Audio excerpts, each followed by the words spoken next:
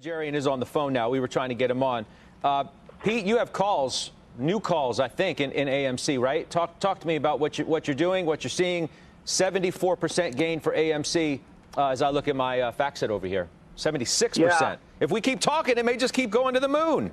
It could. Well, tactically, I think what we're seeing here is that this whole phenomenon that started in January, and AMC, by the way, was a part of it in January. It wasn't just GameStop. The one difference was, and I heard Joe talking about the short interest, there was a huge discrepancy there, though, because with GameStop, you're talking about a couple of 100% of the short was in place. And this was about a 20% short. Yeah, it's moved up a little bit, so you can see that there is some players in there getting involved and trying to be active and maybe defending positions to some degree. I mean, that could be a possibility.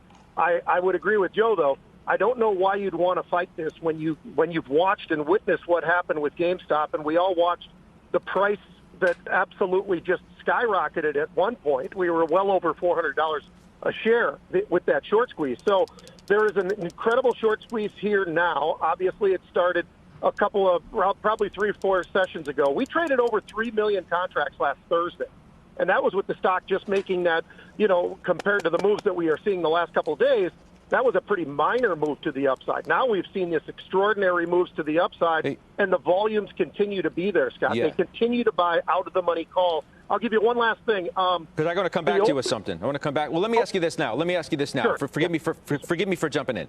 You say, I don't know why you would want to fight this thing, obviously, but do you want to join this thing? I mean, look, I don't know how our viewers are thinking about this.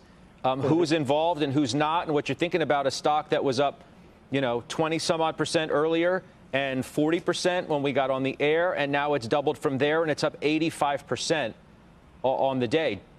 I don't know what the advice is, Pete.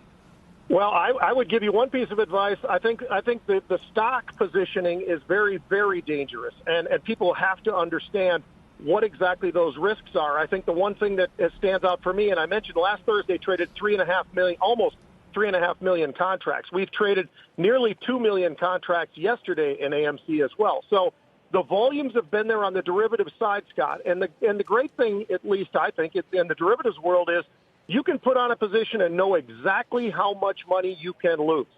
And it's a little bit different when you're talking about the stock price, because people can position in there and try to get themselves in there. And you were just mentioning, well, what do you do at this next level and this next level? Well, with the options, you can roll and take positions off and then put new positions on.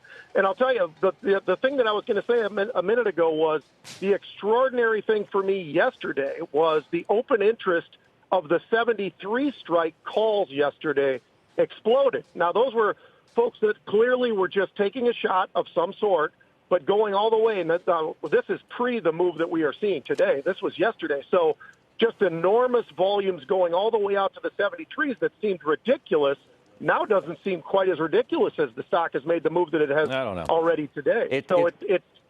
It's halted right now for volatility. And